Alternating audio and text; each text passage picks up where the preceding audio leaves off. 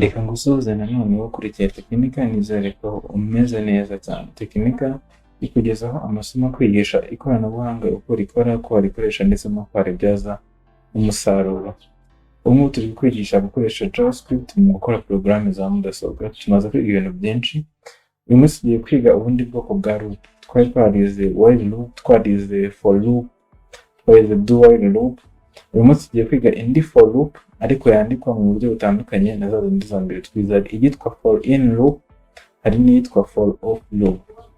Izi loop zose zishobora gukora kuri object, iyi ngiyi ishobora gukora kuri object ariko iyindi ntabwo yakora kuri object, za zindi twize ntabwo zikora kuri object, iyi yonyine niyo ikora kuri object.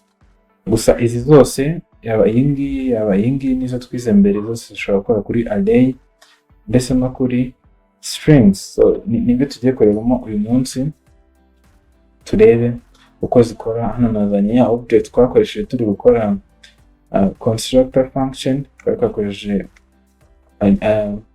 object ifite person, yitwa person, ariko ikoresha iyi constructor yitwa person. Hano dufite hano animals irimo inyamaswa twakoresheje turi kwiga arrays, ndetse hano hari n'indi text, iyi ni string nazo twazivuzeho. So nizo tugiye gukoresha turi kugerageza izi array. Reka duhere kuri for in loop.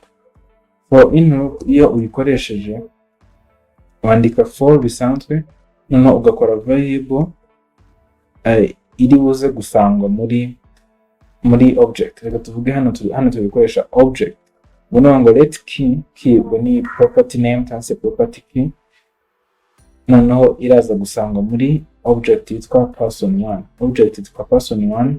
None tugiye kureba ko key turi busangemo tugiye guhita tuyishyira kuri output. Dukora node for in, cyangwa for in.js, byose birashoboka.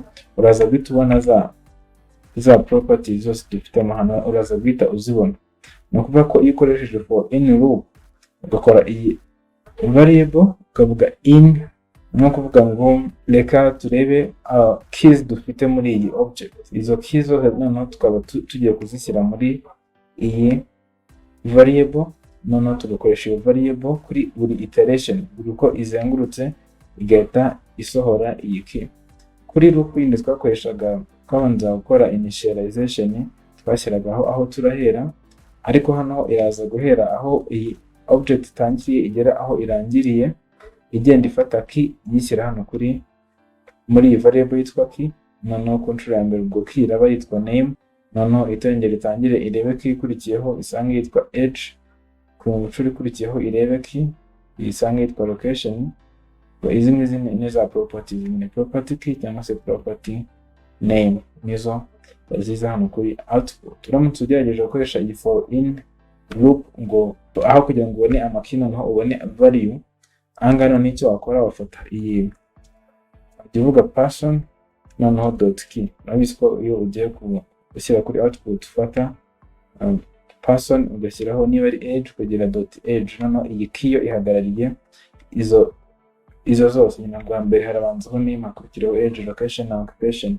Ubwo nukora dot key iyo izajya ibigezeho niyo izajya izaho hano. Nituza kubifungura hano uhita ubona biri kuba undefined.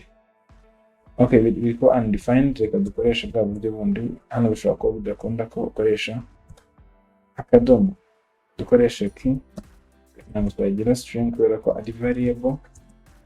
Dukoresha key noneho turebe, noneho urabona ko amakuru ya person1 araje kuri name. Tugakoresha person1 turebe key niyo iyi ngiyi ariyo name, noneho ize tuyishyiremo hano kamari bito tumubona tubone edge, tubikunde gutyo kugeza tugeze ku yanyu. So iyi for in ikoreshwa mu kwiteratinga muri object. Noneho dushobora no kuyikoresha kuri arrays. Reka tuyikoreshe kuri array. Iyo uyikoresheje kuri array iyi key ihinduka index. Ubwo index noneho iri muri array dufite yitwa animals. Dukoze key ahubwo hano harahinduka index. Ubwo kuri buri nshuro izajya ifata index tugezeho ariyo isohora hano, noneho kugira ngo tubone value iri kuri iyo. Reka tuba turiza kureba value, tubanza tureba index ziraza gusa. Hano twahita tuza tugafungura, rero tubona ko tubona index zonyine. Dushatse kubona value twaza kuvuga animals, naho murabizi ko kugira ngo tubone value tugezeho dukoresha index. Muri array yindi twakoreshaga I, ukajya uyisimbuzamo hano, noneho kuri buri iteration igahindura igashyiramo value I, noneho izajya ihindura ishyiramo value index tugezemo. Niyo tugeze kuri index ya 0 ize ishyiremo 0, noneho tubona ko inyamaswa iri kuri index ya 0 nigera kuri 1 kugeza igeze kuri 5. Reka turebe ko birasohoka. Tubona ko kuri 0 dufiteho kangaroo, kuri 1 dufiteho ingagi, kuri 2 dufiteho ingwe, kuri 3 hariho 2, kuri 4 hariho 5. So nuko nguko iyi for in ishobora kunyura muri array, noneho ikaba yasohora index, igasohora ndetse na value iri kuri iyo index. Noneho tuyirebe ukuntu yakora kuri string. Hano kuri string naho irahakora. Dufite string yitwa text, noneho iraza gusohora character cyangwa se inyuguti char, ni inyuguti imwe. Hano naho irasohora index kuri character, nabwiye ko character ikora nka array, so iraza gusohora index. Noneho hano reka tube dukuyeho value, dufite text ndende, hano tubona ko isohora index 43, nakuvuga ko irahera kuri 0 ibare index zose ziri muri iyi string yitwa text. Noneho dushatse kubona character, buri character ukwayo, naho turaza gufata text dukore nkuko twabigenje hejuru, naho tugende dushyiramo index tugezeho. Index ntabwo twashyiramo nka string, tuyishyizemo nka string, murebe uko bigenda.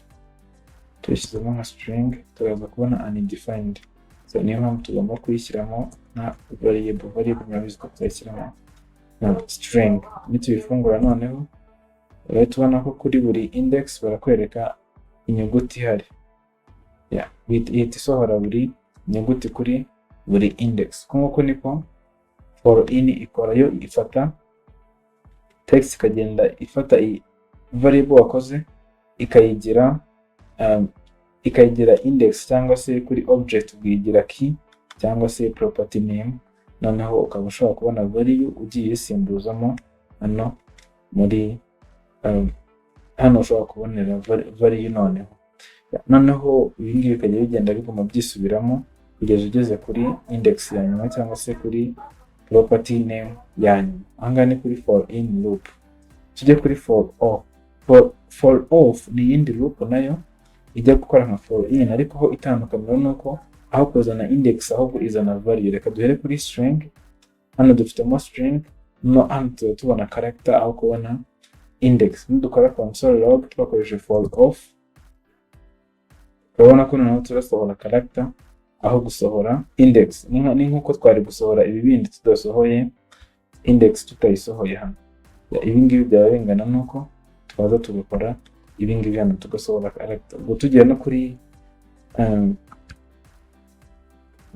array twaza kuvuga ngo for element, for elem in animals, cyangwa se twavuga ngo for animal, one animal muri animals nyinshi, inyamaswa mu nyamaswa nyinshi. Twaza kuvuga elem tugasohora element imwe, ndi gushyiraho elem, ndi guhina element ko nabwiye ko buri kantu kose kari muri array ari element. So nidufungura iyi file uraza guhitamo kangaroo, niyo element ya mbere, nazo iya kabiri ingagi. Urabona ko hano ntabwo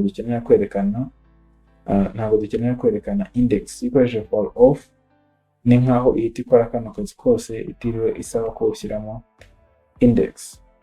Noneho ushobora no kubikoresha kuri string, ariko iyi ngiyi ntabwo ikora kuri object. So ushobora kubikoresha kuri string, hariho character iri muri text, noneho ukaba ushobora gusohora character. Izi loop uko ari ebyiri, for off na for in, ziguheza uburyo bworoshye bwo gukorana na arrays na string na object, ariko hari ibyo zishobora kutagufasha gukora. Niyo mpamvu rero uzikoresha cyane cyane nk'iyo udakeneye gukora ibintu byinshi cyangwa se ibintu binini.